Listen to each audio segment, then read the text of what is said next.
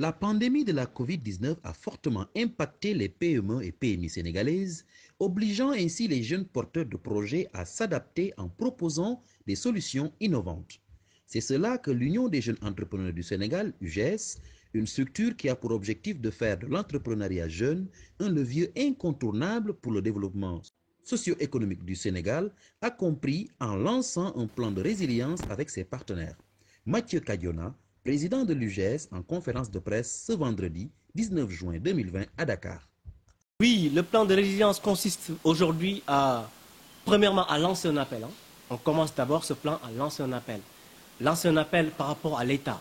Lancer un appel par rapport à qui? Par rapport à nos partenaires. Lancer un appel par rapport à qui? Par rapport aux jeunes Sénégalais, aux jeunes entrepreneurs, en leur disant, premièrement, l'heure est venue de pouvoir contextualiser cette situation de manière très favorable. L'UGS a travaillé sur le plan de relance et ce qui nous amène à dire, on avait travaillé cette année, le PTA de 2020 consistait à former massivement nos jeunes, consistait à développer la culture entrepreneuriale jeune aussi ici au Sénégal. Et aujourd'hui, le Covid est là, la pandémie, elle est là. On a automatiquement travaillé sur un plan de résilience qui consiste à travailler avec nos partenaires. Pour répondre de manière très pragmatique à votre question, le plan de relance de l'UGS consiste premièrement à continuer notre PTA, à savoir les formations de masse. Et d'ailleurs, l'UGS a lancé une série de formations de 500 jeunes par région. Donc on s'est dit que c'est la pandémie, certes c'est vrai. Le président nous a demandé de s'adapter par rapport à cette situation et on a compris que, vu qu'on avait lancé les programmes de masse, il va falloir qu'on trouve des mécanismes et un moyen de s'adapter à cette situation, d'où le maintien de nos programmes et projets, à savoir quoi? Les formations de masse.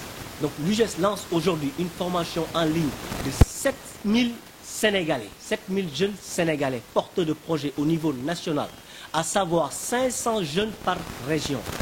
Ce programme qui va démarrer à partir du 6 au 11 juillet, c'est la première phase de cette formation. Pour fournir des formations très adaptées selon les zones, l'UGS a procédé à un ciblage des opportunités qu'offre chaque zone ou région du Sénégal.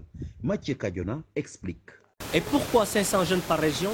On a fait une prospection qui nous a donné de manière très pointue au sein de chaque région quelles sont les opportunités et quelles sont les potentialités de chaque région. Donc ces formations sont contextualisées selon aujourd'hui les zones et selon la demande. Je donne un exemple de la Casamance de Ziguinchor qui sera dont on va faire la première phase de formation. L'UGS a travaillé sur des projets et des programmes, à savoir l'agroforesterie, qui parle de la Casamance, qui parle de Ziguinchor du sud. On sait bel et bien que le climat est favorable, les terres sont fertiles et il va falloir qu'on essaie de contextualiser ces opportunités et de booster les jeunes dans ce sens. Donc raison pour laquelle on a lancé ces formations. Et c'est aussi une occasion pour moi aussi et pour toute l'équipe de l'UGS et même notre équipe de la diaspora.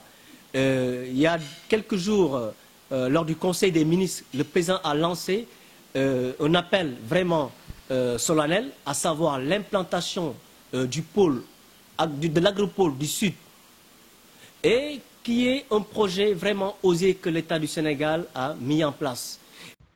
Techniquement, le président de l'UGS renseigne que l'Union des jeunes entrepreneurs du Sénégal, qu'il dirige, va travailler avec d'autres structures portées par des jeunes.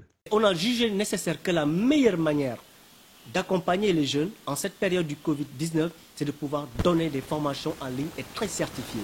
Et cette formation se fera avec des personnes très qualifiées, à savoir des cabinets de jeunes qui sont très pointus, en l'occurrence Ecan Business Service, qui est un cabinet référence au Sénégal, à travers des personnes et des professeurs calés dans leur domaine d'activité. Donc toute l'activité de manière très technique a été prise en compte.